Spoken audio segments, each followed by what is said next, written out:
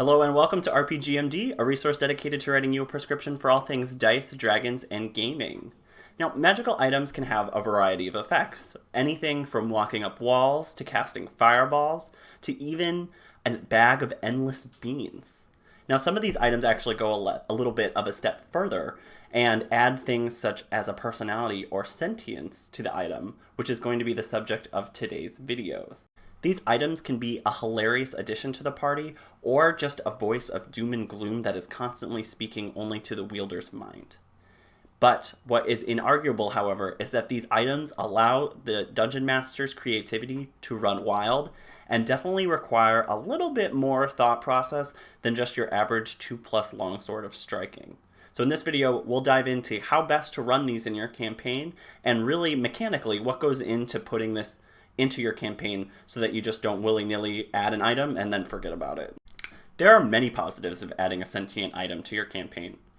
As a DM, it can be an easy way to give your characters breadcrumbs, as this is a character in the party that is completely under the control of the Dungeon Master, and allows the Dungeon Master to, one, also be a member of the party, and give little hints and things that they may be missing otherwise, without it feeling completely railroaded.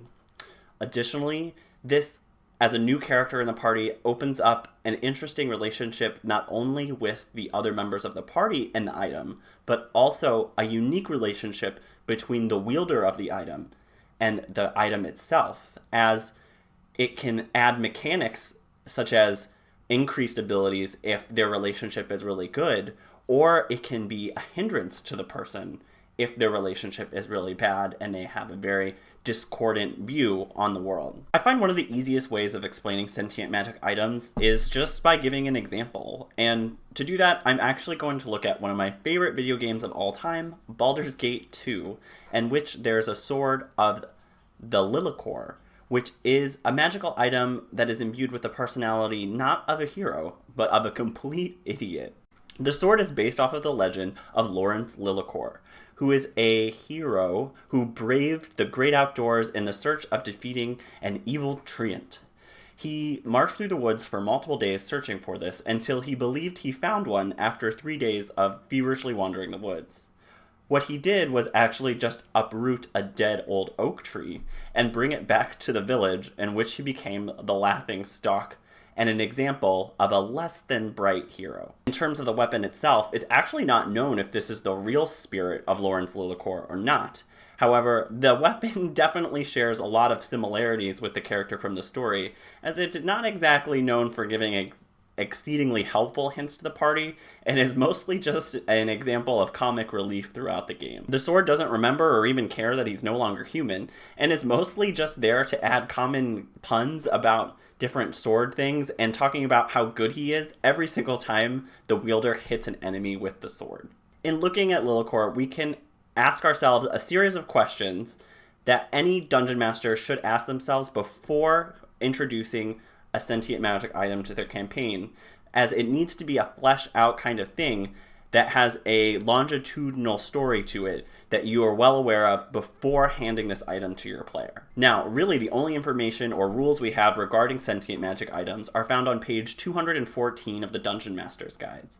And when I say there are very few rules, I mean there's basically only one, and that is that sentient magic items cannot be consumables such as scrolls or potion.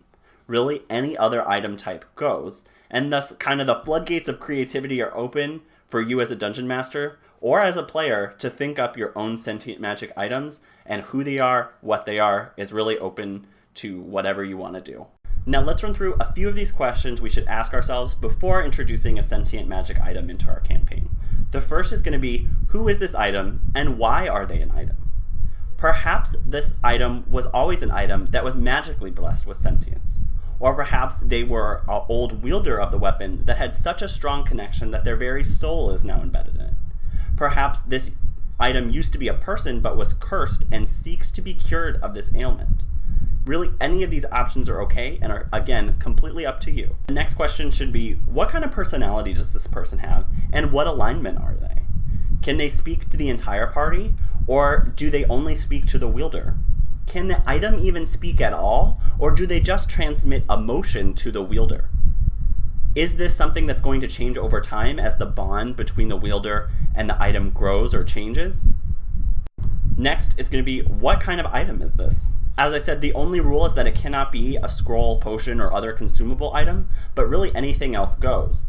Most typically, sentient magic items are weapons, as I feel like the wielding and using of a weapon against monsters allows for the most personality and kind of relationship growth between the two, but there's nothing to say that you can't have a magically enchanted armor, etc. Next, what abilities does this item have? Can it sense the humanoids within a longer range, or can see farther than a typical human, or are they restricted to that of the wielders? Are these abilities going to change over time per level, or based off the relationship between the item and its wielder?